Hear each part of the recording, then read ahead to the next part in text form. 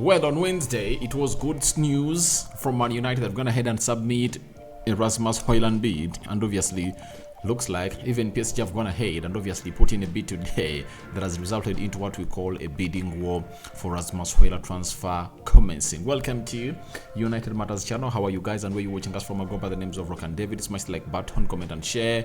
If you're watching us for the very first time, endeavor to subscribe to this channel so as not to miss out on stories that we do upload in here on a daily. Now, Anthony Elanga, another very huge boost for the transfer of Anthony Elanga.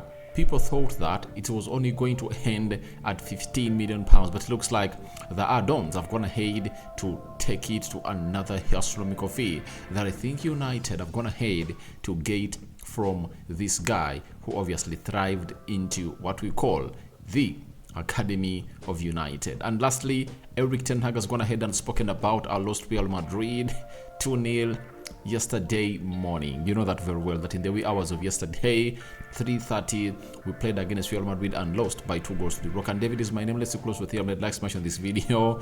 Don't forget to subscribe so as not to miss out on stories that we do upload in here on a daily. Now today, it has been El Quipi that went ahead and broke the story, and obviously Fabrizio Romano came out and obviously confirmed us that Paris Saint-Germain have submitted €50 million bid for Rasmus Hojlund, as first called by El Quipi.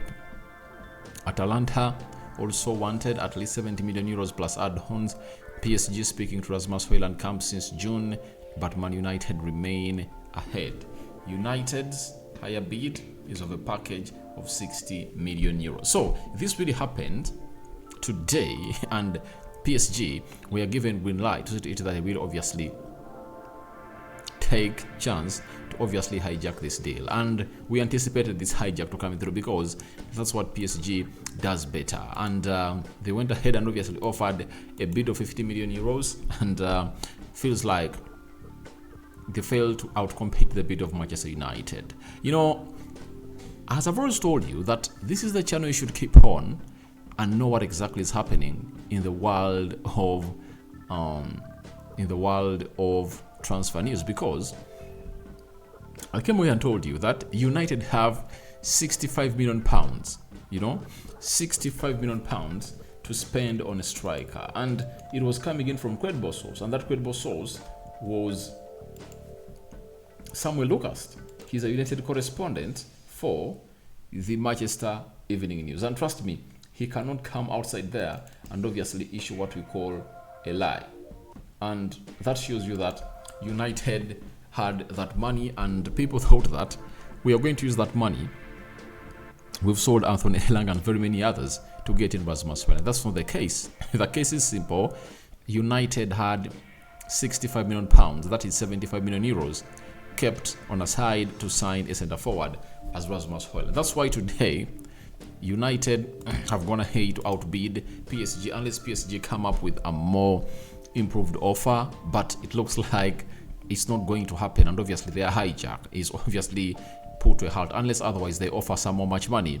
But if at all they don't, then they won't be winning this bidding war. United are really leading the race, and the player only wants to join Manchester United. But something crossed my mind that Erik ten Hag is the manager of Manchester United. He's managed by the Sage agency, and how do you get this process of signing Rasmus Hojlund hastened by the board of Manchester United? Do you know what you do? It is simple. It is simple. You just get out and obviously tell your company that is signed to you, that you're signed to manage you, that is Sage agency. And remember, even Rasmus Hojlund is signed to the Sage agency to give PSG green light to obviously bid. You right?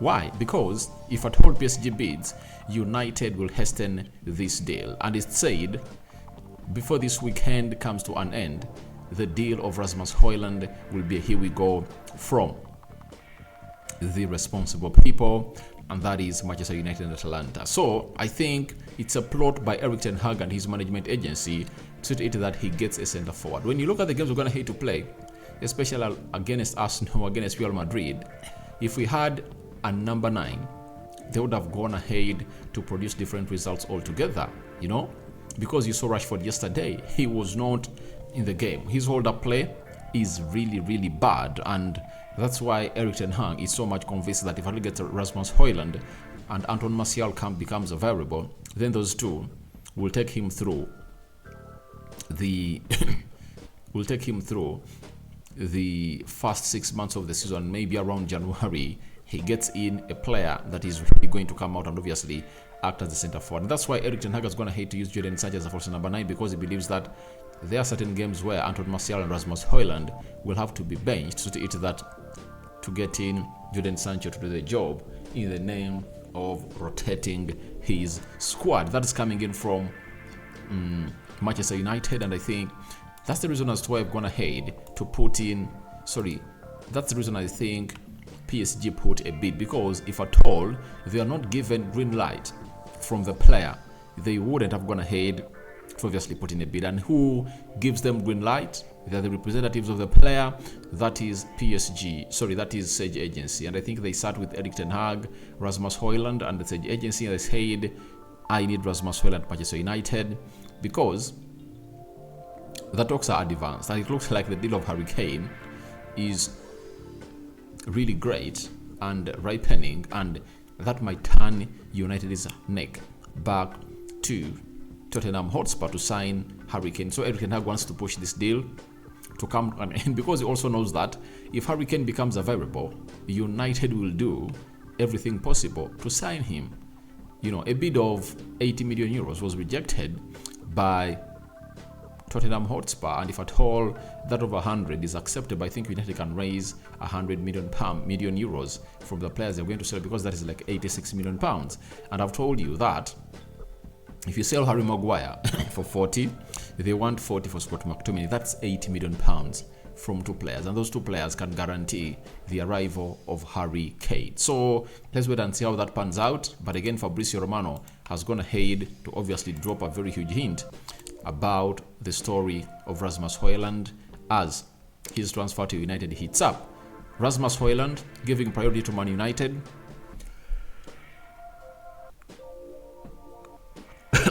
Sorry about that.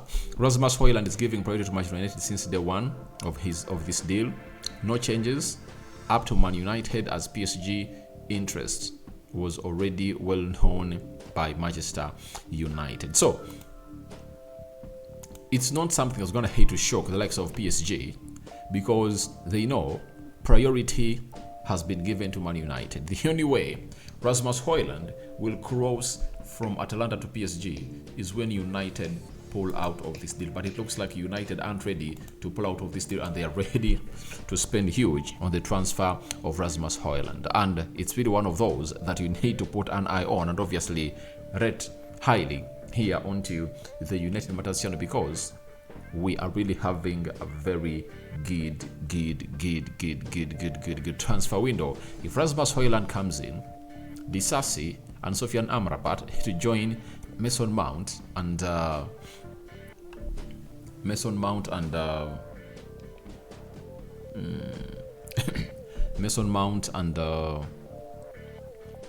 Andre Onana, I think it will be a very good transfer window, and those players can take us through until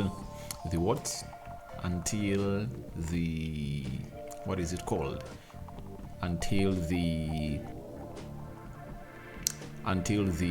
January transfer window. That's it. So guys, let's wait and see how that happens. But the Hojlund bidding war has commenced between Man United and PSG. We don't know whether PSG is going to come out and obviously offer more. We leave that to them, but I think it's all about this deal getting done, and I think PSG is coming in through is going to act as a catalyst to speed up this transfer of Hojlund to Manchester United. Now, Erik ten Hag, after losing 2 goals to Real Madrid yesterday, he said the following: Real Madrid are a very good team, very good players, but we had chances, 3 or 4 good chances, and we could have scored from those situations. We have to be more clinical. Overall, I've seen good things.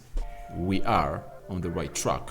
I understand, and that obviously reflects what I've told you, that our team is lacking what we call a prolific number 9. If at all we had one, then it would have been easy for us to obviously shock this team of Real Madrid, because we got chances and we never really utilize them.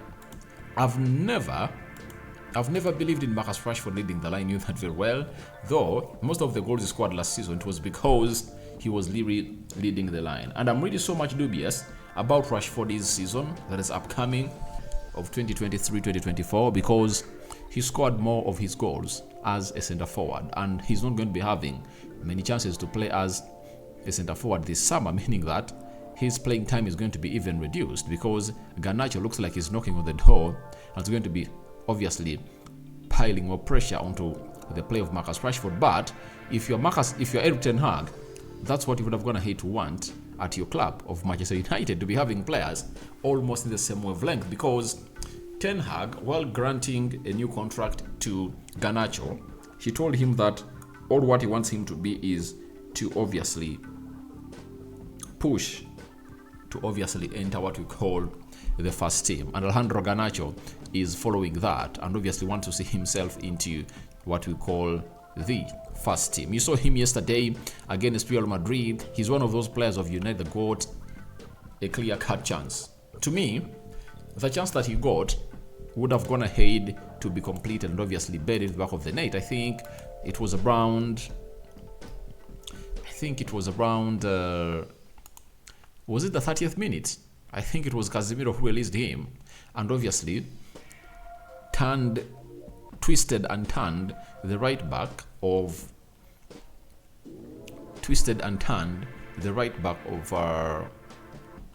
Real Madrid, that's Carvajal, and faced the goalkeeper and obviously went ahead to shoot in the sky. But I think if Roy had concentrated more, he would have found himself in a position of really scoring those chances, according to me. But to my own understanding, I obviously believe that if we get in Rasmus Hojlund, then we are going to see a very huge battle between Rashford and Alejandro Garnacho. You know,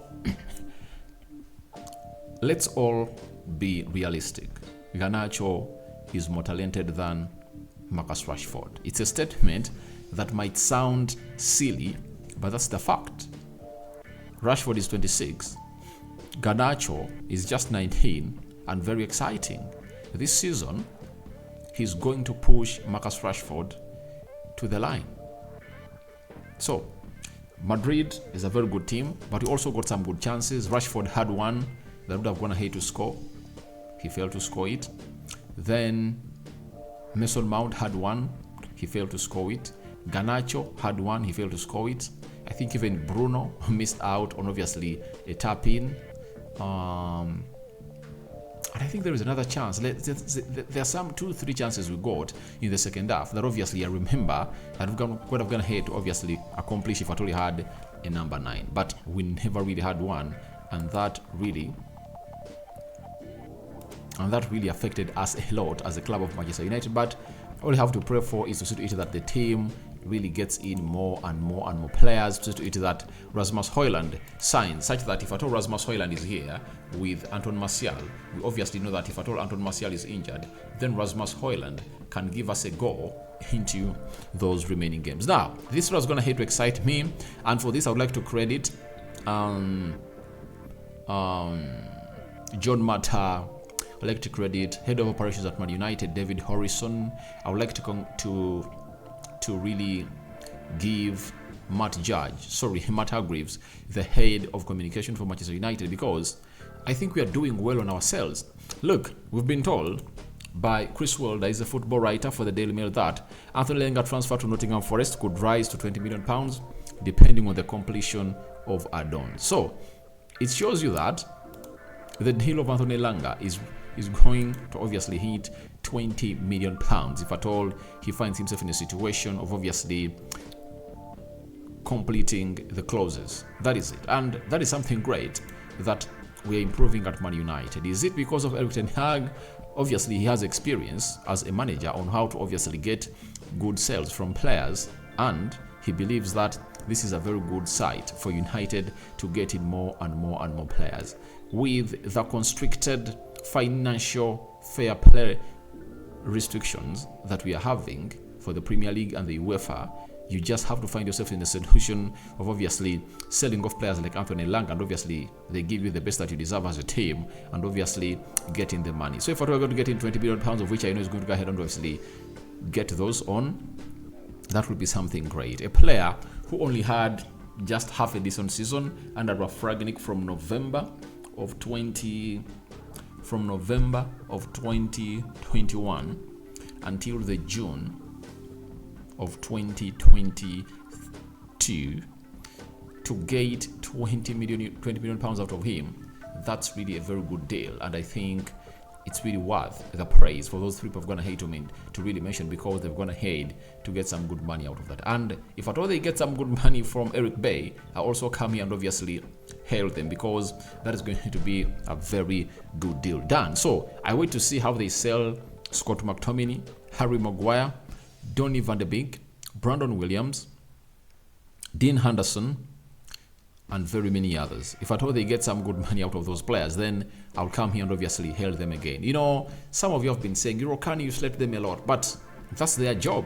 They are paid to do their job. They are paid to do their job. If at all you don't do your job, we have all the right to come here and obviously attack you left, right, and center. So you guys, onto the Rasmus Hojlund bidding war commences in between United and PSG. Welcome in the comment section below. Who do you think is going to win this bidding war?